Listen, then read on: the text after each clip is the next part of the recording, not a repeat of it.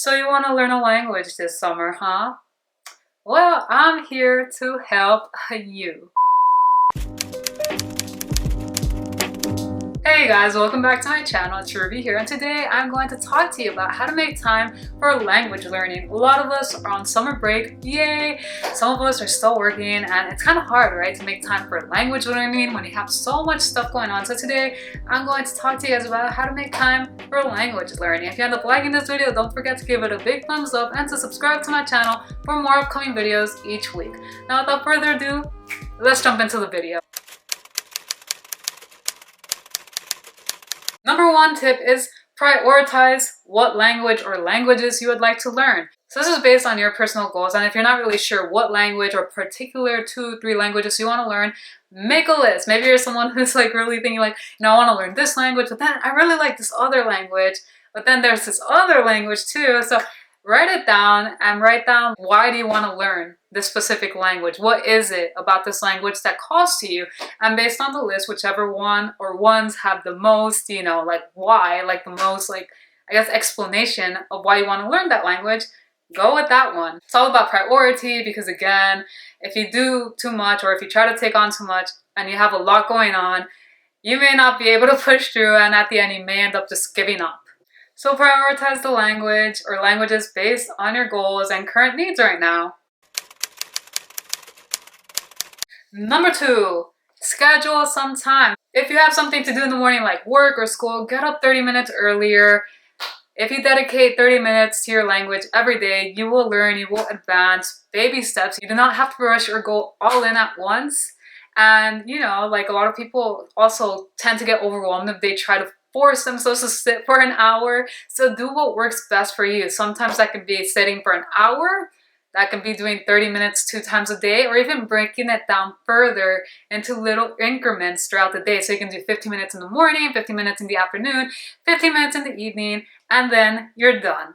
That is very effective because then you also do go back and review, which is good because it's kind of like keeping it fresh in your mind. Number 3 would be do some passive learning. I mean, you can be active too. I definitely recommend you also do active learning.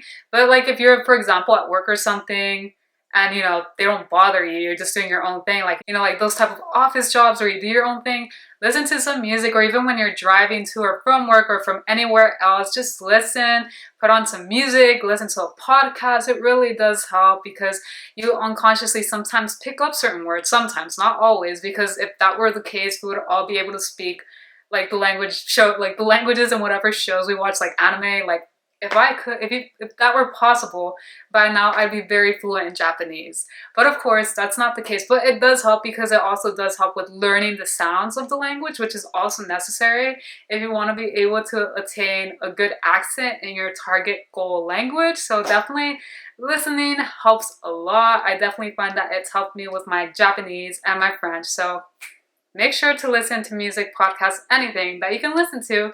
And when you have the chance, actually make an effort to also actively listen, because that way you also learn and expand your vocabulary. Number 4 would be use flashcards. So it can be physical ones, or it can also be the ones on your phone. It's great to have flashcards ready because sometimes we do have little free moments throughout the day, whether it be like 5 or 10 minutes.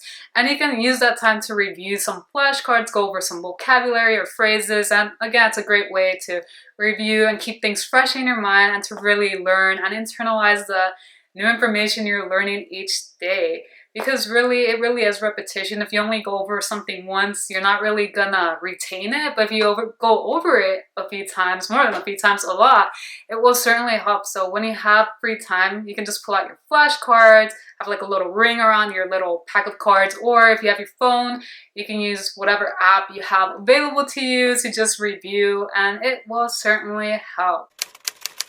The other tip I have is have a book on handy. If you do have a book on your target language, look for a beginner one, of course. Don't go for something hard, but definitely practicing reading in your target language. When, again, you have free time throughout the day, it will definitely help because that way you also learn about the spelling of the words, and also you get to practice being able to really challenge yourself on whether or not you're able to read in a new language. I do my best to do that at night. I have my little beginner Japanese book, and I do my best to read a little short story each night because That way I challenge myself, I'll learn a new word, and it really does help with improving my reading skills.